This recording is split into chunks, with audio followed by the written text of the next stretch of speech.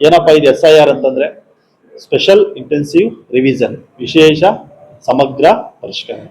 ಸಾಮಾನ್ಯವಾಗಿ ನಾವು ಪ್ರತಿ ವರ್ಷ ಏನ್ ಮಾಡ್ತಾ ಇದ್ವಿ ಅಂದ್ರೆ ಸ್ಪೆಷಲ್ ಸಮ್ಮರಿ ರಿವಿಷನ್ ಅನ್ನ ಮಾಡ್ತಾ ಇದ್ವಿ ಪ್ರತಿ ವರ್ಷ. ಫಾರ್ಮ್ 6, ಫಾರ್ಮ್ 7, ಫಾರ್ಮ್ 8 ಎಲ್ಲ ಕೇಳಿದಿರಲ್ವಾ, ಹೊಸ ಸೇರಿಸ್ತಾ ಇರ್ತೀರಿ ವೋಟರ್ ಲಿಸ್ಟ್ ಅಲ್ಲಿ. ಅದನ್ನ ನಾವೇನ್ ಮಾಡ್ತೀವಿ, ಮತದಾರ ಪಟ್ಟಿಗೆ ಆಡ್ ಮಾಡ್ತಾ ಹೋಗ್ತಾ ಇರ್ತೀವಿ.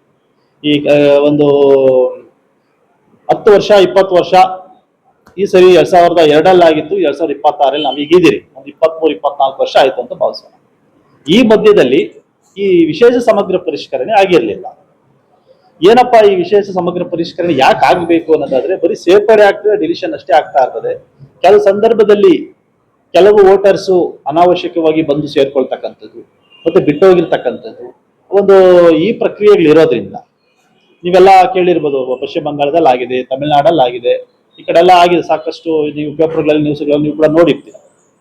ಈ ಮಾಡೋದ್ರಿಂದ ಏನಾದ್ರೆ ಎಂಟೈರ್ ವೋಟರ್ ಲಿಸ್ಟ್ ಫ್ರೀಸ್ ಆಗ್ತದೆ. ಫ್ರೀಸ್ ಆದ್ಮೇಲೆ ನಾವು ಫಸ್ಟ್ ಎಲ್ಲವನ್ನು ಕೂಡ ವೋಟರ್ ಲಿಸ್ಟ್ ಅನ್ನ ಹೊಸದಾಗಿ ಪಟ್ಟಿನ ತಯಾರಿಸಬೇಕಾಗ್ತದೆ. ಈ ತಯಾರಿಸಬೇಕಾಗಿರೋಕ್ಕಿಂತ ಮುಂಚೆ ನಾವೇನೇನೆಲ್ಲ ಪ್ರಿಪರೇಷನ್ ಮಾಡ್ಕೊಂಡಿದ್ದೀರಿ ಅಂತಂದ್ರೆ, ಯಾರು 2025 ವೋಟರ್ ಲಿಸ್ಟ್ ಅಲ್ಲಿ ಮತದಾರರು ಇದ್ದಾರೆ ಅವರನ್ನ 2002 ವೋಟರ್ ಲಿಸ್ಟ್ ಅಲ್ಲಿ ಇಟ್ಕೊಂಡು ಅವರಿಗೆ ಮ್ಯಾಪ್ ಮಾಡ್ತಕ್ಕಂಥದ್ದು. ನೇರವಾಗಿ ನಮ್ಮ ತಂದೆಯವರು 2002ರಲ್ಲೂ ವೋಟರ್ ಇದ್ರು, ಈಗಲೂ ವೋಟರ್ ಇದ್ರೆ ಮ್ಯಾಪಿಂಗ್ ಮಾಡಿದ್ರಿ. ಅದನ್ನ ಜಸ್ಟ್ ಮ್ಯಾಪಿಂಗ್, ಅಲ್ಲೂ ವೋಟರ್ ಇದ್ರೆ ಇಲ್ಲೂ ವೋಟರ್ ಇದ್ರೆ ನೀವು ನಿಮ್ಮ SIR ಮಾಡೋ ಅವಶ್ಯಕತೆ ಬರೋದು, ಮ್ಯಾಪಿಂಗ್ ಮಾಡಿದ್ರಿ. ಅದೇ ರೀತಿಯಾಗಿ ನಾವೆಲ್ಲ ಆಗ ವೋಟರ್ ಲಿಸ್ಟ್ ಸೇರಿರಲಿಲ್ಲ. ಎಕ್ಸಾಂಪಲ್ ಹೇಳ್ತಾ ಇದ್ದೀನಿ, ನನಗೆ 18 ವರ್ಷ ಪೂರೈಸಿರಲಿಲ್ಲ, ವೋಟರ್ ಲಿಸ್ಟ್ ಸೇರಿರಲಿಲ್ಲ. ಆದ್ರೆ ನಮ್ಮನ್ನ ಏನ್ ಮಾಡುದು, ತಂದೆಗೆ ನಮ್ಮನ್ನ ಮ್ಯಾಪ್ ಮಾಡೋದು. ಇದು ಪ್ರೊಜಿನಿ ಮ್ಯಾಪಿಂಗ್ ಅಂತ ಕರೀತಾರೆ. ತಂದೆಗೆ ಮಕ್ಕಳನ್ನ, ಅಜ್ಜನಿಗೆ ಮೊಮ್ಮಕ್ಕಳನ್ನ ಕೂಡ ಮಾಡಕ್ಕೆ ಅವಕಾಶ ಇದೆ. ಮತ್ತೆ ಹೊಸದಾಗಿ ಮದುವೆಯಾಗಿ ಗ್ರಾಮಗಳಿಗೆ ಬಂದಿದ್ರೆ ಅವರ ಕಾನ್ಸ್ಟಿಟ್ಯೂಯೆನ್ಸಿಯಲ್ಲಿ ಇರ್ತಕ್ಕಂಥ ಅವರ ತಂದೆಗೆ ಮ್ಯಾಪ್ ಮಾಡ್ತಕ್ಕಂಥ ಕೆಲಸವನ್ನು ಕೂಡ ಇಲ್ಲಿವರೆಗೂ ನಾವು ಮಾಡ್ಕೊಂಡು ಬಂದಿದ್ವಿ. ಈ ರೀತಿ ಪ್ರೊಜಿನಿ ಮ್ಯಾಪಿಂಗ್ ಅಂತ ಮಾಡ್ಕೊಂಡು ಬಂದಿದ್ರಿ. ಈಗಾಗಲೇ ನಮ್ಮಲ್ಲಿ ನಮ್ಮ ತಹಶೀಲ್ದಾರ್ ಎಲ್ಲ ಹೇಳಿದ್ರು, ನಮ್ಮಲ್ಲಿ ಒಟ್ಟು 2025 ಮತದಾರ ಪಟ್ಟಿಯಂತೆ 2,46,143 ವೋಟರ್ಸ್ ಇದ್ದಾರೆ. ಅದರಲ್ಲಿ 2,21,502 ವೋಟರ್ ಅನ್ನ ಈಗೆಲ್ಲ ಮ್ಯಾಪ್ ಮಾಡಿಬಿಟ್ಟಿದ್ದೀವಿ ನಾವು.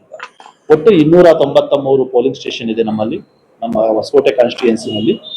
ಇದನ್ನ ನಾವೀಗ ಮ್ಯಾಪ್ ಮಾಡಿದ್ರೆ ಇನ್ನು ನಮಗೆ ಒಂದು 25,000 ಪ್ರೊಜಿನಿ ಮ್ಯಾಪಿಂಗ್ ಮಾಡ್ತಕ್ಕಂಥದ್ದು ಬಾಕಿ ಇದೆ. ಅದನ್ನು ಕೂಡ ಪ್ರತಿದಿನ ಕೂಡ ನಾವು ಸಭೆಗಳಲ್ಲಿ ಎಲ್ಲ ಅವರಿಗೆ ಪ್ರಗತಿ ಪರಿಶೀಲನೆ ಮಾಡ್ತಾ ಇದ್ರಿ. ಅವರು ಕೂಡ ಎಲ್ಲ ಮ್ಯಾಪ್ ಮಾಡ್ತಾ ಇದ್ರು. ಇನ್ನೇನು ನಮ್ಗೊಂದು 18ರಿಂದ 19 ದಿವಸ ಅಷ್ಟೇ ಬಾಕಿ ಇದೆ. ಅದರೊಳಗಡೆ ಎಲ್ಲ ಪ್ರೊಜಿನಿ ಕಾರ್ಯವನ್ನೆಲ್ಲ ಮಾಡಬೇಕು. ಈ ಜೂನ್ 19ಕ್ಕೆ ನಮ್ದೇನಾಗುತ್ತೆ, ಪ್ರೊಜಿನಿ ಕಾರ್ಯ ಅಂತಕ್ಕಂಥ ಮುಕ್ತಾಯ ಆಗ್ತದೆ. ನಂತರ ನಮ್ದು SIR ಪ್ರಕ್ರಿಯೆ ಪ್ರಾರಂಭ ಆಗ್ತದೆ. SIR ಪ್ರಕ್ರಿಯೆ ಪ್ರಾರಂಭದ ನಾನು ವೇಳಾಪಟ್ಟಿಯನ್ನ ನಾನು ತಮಗೆ ಹೇಳಕ್ಕೆ ಇಷ್ಟಪಡ್ತೀನಿ.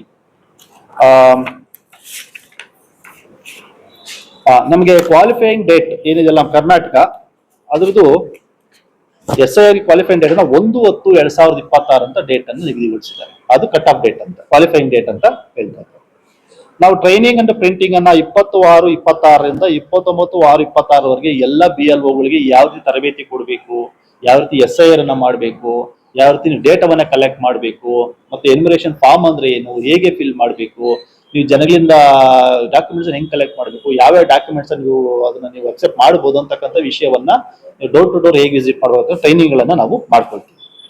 ಇನ್ನು house to house visit by BLOs, ಮನೆ ಮನೆಗೂ ಏನಾಗ್ತದೆ, BLOಗೂ ಸರ್ವೆಗೆ ಹೋಗ್ಬೇಕಾಗ್ತದೆ. ಯಾಕಂದ್ರೆ ಪ್ರತಿ ಮನೆಯೂ ಕೂಡ ಈ ಕಂಪಲ್ಸರಿ BLO ಟಚ್ ಮಾಡಲೇಬೇಕು. ಯಾಕಂದ್ರೆ ಮತದಾರ ಪಟ್ಟಿಯನ್ನು ಸೇರಿಸ್ಕೊಳ್ಬೇಕು ಅಂತಂದ್ರೆ ಪ್ರತಿ ಮನೆ ಕೂಡ ನಾವೇನ್ ಮಾಡ್ಬೇಕಾಗುತ್ತೆ, ಎನ್ಯುಮರೇಷನ್ ಫಾರ್ಮ್ ಅನ್ನ ಕೊಟ್ಟು ಅಲ್ಲಿ ಫಿಲ್ ಮಾಡಿಸಿ ತಗೊಳ್ಳುವ ಕೆಲಸ ಮಾಡ್ಬೇಕಾಗ್ತದೆ. ಹಾಗಾಗಿ compulsory 100% house to house visit ಅನ್ನ ಭೇಟಿ ಮಾಡಬೇಕು. ಅದನ್ನ 30/6/26ರಿಂದ 29/7/26 ಏನ್ 30 ದಿನಗಳು ಕೊಟ್ಟಿದ್ದಾರೆ, ಇದು ವೆರಿ ವೆರಿ ಇಂಪಾರ್ಟೆಂಟ್. ಈ ದಿನಗಳಲ್ಲಿ ಏನ್ ಮಾಡ್ಬೇಕಾಗುತ್ತೆ, BLOಗಳು ಏನ್ ಮಾಡ್ಬೇಕಾಗುತ್ತೆ, ಮನೆಗೆ ಭೇಟಿಯನ್ನ ನೀಡಬೇಕಾಗುತ್ತೆ.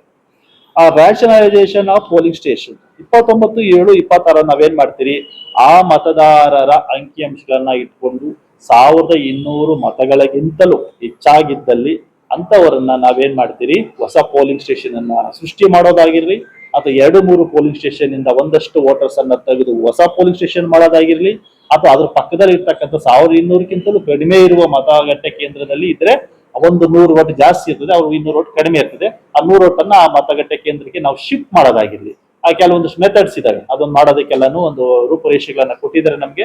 ಯಾವುದೇ ರೀತಿಯಾದ ಭೌಗೋಳಿಕವಾಗಿ ತೊಂದರೆ ಆಗ್ತಾನೆ ಈ ಊರಾಗಿ ತೆಗೆದು ಆ ಊರಿಗೆ ಹಾಕೋದ್ರಲ್ಲಿ ಈ ಊರಿಗೆ ಹಾಕಕ್ ಆಗೋದಿಲ್ಲ. ಅಂತ ಸಂದರ್ಭನ ಇಟ್ಕೊಂಡು ಯಾವುದೇ ಡಿಸ್ಟೆನ್ಸ್ 500 ಮೀಟರ್ಗಿಂತ ಡಿಸ್ಟೆನ್ಸ್ ಇಲ್ಲದೆ ಇರ್ತಕ್ಕಂಥ ನೋಡ್ಕೊಂಡು ನಾವೇನ್ ಮಾಡ್ತೀರಿ ಅವರನ್ನ ರ್ಯಾಷನಲೈಸೇಷನ್ ಅನ್ನು ನಾವು ಪೊಲೀಸ್ ಸ್ಟೇಷನ್ ಮಾಡ್ಕೊಳ್ತೀವಿ. ಅದು 29/7/2026 ನಮಗೆ ಡೇಟ್ ಕೊಟ್ಟಿದ್ದಾರೆ. ಪಬ್ಲಿಕೇಶನ್ ಆಫ್ ಡ್ರಾಫ್ಟ್ ಎಲೆಕ್ಟೋರಲ್ 5/8/26 ನಾವೇನ್ ಮಾಡಿದ್ರೆ ಡ್ರಾಫ್ಟ್ ಅನ್ನ ಮಾಡ್ಬೇಕಾಗುತ್ತೆ. ಇದು ವೆರಿ ವೆರಿ ಇಂಪಾರ್ಟೆಂಟ್. ಏನೀಗ ಹೌಸ್ ವಿಸಿಟ್ ಹೋಗಿದ್ದಾರೆ, ಜನಗೆಲ್ಲ ನಮ್ಮ BLOs ಎಲ್ಲ ಹೋಗಿದೆ, ಮನೆ ಮನೆ ಭೇಟಿ ನೀಡಿದ್ದಾರೆ, ಫಾರ್ಮ್ಸ್ ಕಲೆಕ್ಟ್ ಮಾಡಿದ್ದಾರೆ, ಡೇಟಾವನ್ನು ಕಲೆಕ್ಟ್ ಮಾಡಿದ್ದಾರೆ. ಎಲ್ಲವನ್ನೂ ತಗೊಂಡಾದ್ಮೇಲೆ ಅವರು ಕೊಟ್ಟಿರೋ ಅಂಕಿ ಅಂಶಗಳ ಪ್ರಕಾರ ನಾವೇನ್ ಮಾಡ್ತೀರಿ, ಒಂದು ಡ್ರಾಫ್ಟ್ ರೋಲ್ ಅನ್ನ ನಾವು ಬಿಡುಗಡೆಯನ್ನ ಮಾಡ್ತೀರಿ. Period of filling claims and objections. ಇವು ಡ್ರಾಫ್ಟ್ ಕೊಟ್ಟಿದ ತಕ್ಷಣ ಎಲ್ಲಾ ನಾಗರಿಕರು ಸಾರ್ವಜನಿಕರು ಒಪ್ಕೋಬೇಕು ಅಂತೇನಿಲ್ಲ. ಆತಂಕ ಪಡುವ ಸಂದರ್ಭದಲ್ಲಿ ಈಗಾಗಲೇ ಮೇಡಮ್ ಅವ್ರು ಹೇಳ್ತಾ ಇದ್ರು, ಯಾವುದೇ ರೀತಿಯಾದ ಆತಂಕ ಪಡಬೇಕಾಗಿಲ್ಲ. ಯಾವೊಬ್ಬ ಮತದಾರರಲ್ಲದವರು ಮತದಾರ ಪಟ್ಟಿಗೆ ಸೇರುವಂತಿಲ್ಲ. ಮತ್ತೆ ನಮ್ಮಲ್ಲಿ ಭಾರತೀಯ ಪ್ರಜೆಯಾಗಿ ಮತದಾರನಾಗಲು ಅರ್ಹತೆ ಉಳ್ಳವರ ಯಾವುದೇ ಒಬ್ಬ ವ್ಯಕ್ತಿ, ನಾಗರಿಕ, ಸಮಾಜದಲ್ಲಿ ವಾಸಿಸುವ ಪ್ರತಿಯೊಬ್ಬ ವ್ಯಕ್ತಿ ಮತದಾರ ಪಟ್ಟಿಯಿಂದ ಬಿಟ್ಟು ಹೋಗತಕ್ಕದ್ದಲ್ಲ. ಇದು ನಮ್ಮ ಈ ಒಂದು SIR ನ ಮೂಲ ಧ್ಯೇಯೋದ್ದೇಶ ಆಗಿರ್ತದೆ. ಹಾಗಾಗಿ ಅವ್ರು ಬಂದ್ಬಿಟ್ಟು ಏನ್ ಮಾಡ್ಬೇಕಾಗುತ್ತೆ, ನಂದು ದಾಖಲೆ ಹಿಂಗಿದೆ, ನಾನು ಇಲ್ಲಿ ವಾಸ ಆಗಿದ್ದೀನಿ, ನಾನು ಇಲ್ಲಿ ಇಷ್ಟಿಂದ ಇಲ್ಲಿದ್ದೀನಿ, ನನ್ನ ಪೂರ್ವಿಕರು ಹಿಂಗಿದ್ದಾರೆ, ಏನೋ ಒಂದು ಡಿಪೆಂಡೆನ್ಸ್ ಮಾಡ್ಕೊಳ್ಳೋ ಸಾಕಷ್ಟು ಅವಕಾಶಗಳನ್ನ ಕೊಟ್ಟಿರ್ತೀನಿ. ಅದನ್ನ ಅವರು ಅಬ್ಜೆಕ್ಷನ್ ಕ್ಲೈಮ್ಸ್ ಅನ್ನ ನಮ್ಮ ಹತ್ರ ERO ಹತ್ರ ಮಾಡ್ಕೊಂಡಾಗ ನಾವು ERO ಹಿಯರಿಂಗ್ ಮಾಡೋದಿರ್ತದೆ, AERO ಮಾಡಕ್ ಇರ್ತದೆ. ನಮ್ಮ ಅವಕಾಶ ಬಿದ್ರೆ ಯಾರಾದ್ರೂ ಇನ್ನು ಬೇರೆ ಆಫೀಸರ್ಸ್ ಅನ್ನ ಮಾಡ್ಕೊಳ್ಳುವ ಸಂದರ್ಭ ಬಂದಾಗ ಅದು ಕೂಡ ಮಾನ್ಯ ಎಲೆಕ್ಷನ್ ಕಮಿಷನ್ ಅದನ್ನ ಅನುಕೂಲ ಮಾಡಿಕೊಡ್ತದೆ. ಆ ಹಿಯರಿಂಗ್ ಅನ್ನ ಮಾಡ್ತೀವಿ. ಪ್ರತಿಯೊಂದು ನೋಟಿಸ್ಗೂ ಕೂಡ ನೋಟಿಸ್ ಅನ್ನ ಕೊಟ್ಟು ಅವರ ಒಂದು ಅಬ್ಜೆಕ್ಷನ್ಸ್ ಅನ್ನು ಹಿಯರಿಂಗ್ ಮಾಡಿ ಅವರ ಪಟ್ಟಿ ಸೇರಿಸ್ಕೊಂಡು ಬಿಡ್ಬೇಕನ್ನೋ ತೀರ್ಮಾನ ಕೈಗೊಳ್ಳುವ ಕೆಲಸವನ್ನ ನಾವು ಇಟ್ಕೊಂಡಿರ್ತೀವಿ. ಮತ್ತೆ ಡಿಸ್ಪೋಸಲ್ ನ ಏನ್ ಈ ತರ ಬಂದಿರ್ತದೆ, ಇದು ಅಬ್ಜೆಕ್ಷನ್ ಅನ್ನ ನಾವು ಡಿಸ್ಪೋಸಲ್ ಮಾಡೋದಕ್ಕೆ 5/8/26 3/10/26 ನಮ್ಗೆ ಏನ್ ಕೊಟ್ಟಿದ್ದಾರೆ, ಟೈಮ್ ಕೊಟ್ಟಿದ್ದಾರೆ. ಯಾಕಂದ್ರೆ ಅದು ಇಷ್ಟೊಂದು ಅಪ್ಲಿಕೇಶನ್ಸ್ ಎಲ್ಲ ಬಂದಿರ್ತಾವಲ್ಲ, ಅವನ್ನೆಲ್ಲ ನಾವು ಡಿಸ್ಪೋಸಲ್ ಮಾಡೋದಕ್ಕೆ, ಹಿಯರಿಂಗ್ ಮಾಡೋದಕ್ಕೆ, ಪ್ರೊಸೆಸ್ ಮಾಡೋಕ್ಕೆ ಅಷ್ಟೇ ಮೇಲೆ ಮಾಡ್ತೀರಿ. Finally publication of final electoral 7/10/26 ಕರ್ನಾಟಕದಲ್ಲಿ ಅಂತಿಮ ಮತದಾರ ಪಟ್ಟಿ ತಯಾರಾಗ್ತದೆ. ಬೆಸ್ಟ್ ಫ್ರೆಶ್ ನಮ್ದು ರೋಲು ತಯಾರಾಗ್ತದೆ. ಅದನ್ನು ನಾವೇನ್ ಮಾಡ್ತೀವಿ, ನಿಮಗೆಲ್ಲ ನಾಗರಿಕರು ಅನುವಾಗುವಂತೆ ಎಲ್ಲ ಪೊಲಿಟಿಕಲ್ ಪಾರ್ಟೀಸ್ ನಮಗೆ ಕೊಡ್ತೀವಿ. ನೆಕ್ಸ್ಟ್ ಅಲ್ಲಿಗೆ ನಮ್ಮ ಈ SIR ಪ್ರಕ್ರಿಯೆ ಅಂತಕ್ಕಂಥದ್ದು ಮುಕ್ತಾಯ ಆಗ್ತದೆ. ಈಗಾಗಲೇ ಹೇಳಿದ್ರು ಏನು SIR ಅನ್ನು ಯಾಕೆ ಮಾಡಬೇಕು, ಹೆಂಗ್ ಮಾಡುವುದು, ನಾವು ಸ್ವಲ್ಪ ಈಗಾಗಲೇ ಹೇಳಿದ್ವಿ. ಕರ್ನಾಟಕದ ಭಾರತದ ಸಂವಿಧಾನದ ಅನುಚ್ಛೇದ 324 ನಮಗೆ ಚುನಾವಣಾ ಆಯೋಗದ ಬಗ್ಗೆ ಪ್ರಕ್ರಿಯೆ ಬಗ್ಗೆ ನಮ್ಗೆ ಆಗಲೇ ಹೇಳಿದೆ. ಮತ್ತೆ 1950 ಜನಪ್ರತಿನಿಧಿ ಕಾಯ್ದೆಯನ್ನು ಕೂಡ ನಮ್ಮಲ್ಲಿ ಅದ್ರ ಅಡಿಯಲ್ಲೇ ಕೂಡ ನಾವು ಇವಾಗ ಕೆಲಸ ಮಾಡಬೇಕಾಗ್ತದೆ. ಇಷ್ಟೆಲ್ಲ ಇಟ್ಕೊಂಡು ನಾವು ಇವತ್ತು ಮತದಾರ ಪರಿಷ್ಕರಣೆಯ ಒಂದು ಇದನ್ನ ನಾವು ಅನ್ಕೊಂಡಿದೀವಿ. ಎಲ್ಲಾ ಮತದಾರರು, ನಾಗರಿಕರು, ಹೊಸಕೋಟೆ ವಿಧಾನಸಭಾ ಕ್ಷೇತ್ರದ ಪ್ರತಿ ಗ್ರಾಮ ಆಗಿರಲಿ, ನಗರ ಆಗಿರಲಿ, ಪ್ರತಿಯೊಬ್ಬರು ಕೂಡ ಈ ಒಂದು SIR ಪ್ರಕ್ರಿಯೆಯಲ್ಲಿ ಸಹಕಾರವನ್ನ ನೀಡಬೇಕು. ಅವ್ರಿಗೆ ಏನಾದ್ರೂ ನಮ್ಮ BLOಗಳು ಮನೆ ಬಳಿ ಬಂದಾಗ ಎಲ್ಲರಿಗೂ ಸಹಕಾರವನ್ನು ನೀಡಬೇಕು. ಅವ್ರಿಗೆ ರೆಸಿಸ್ಟ್ ಮಾಡಬಾರ್ದು.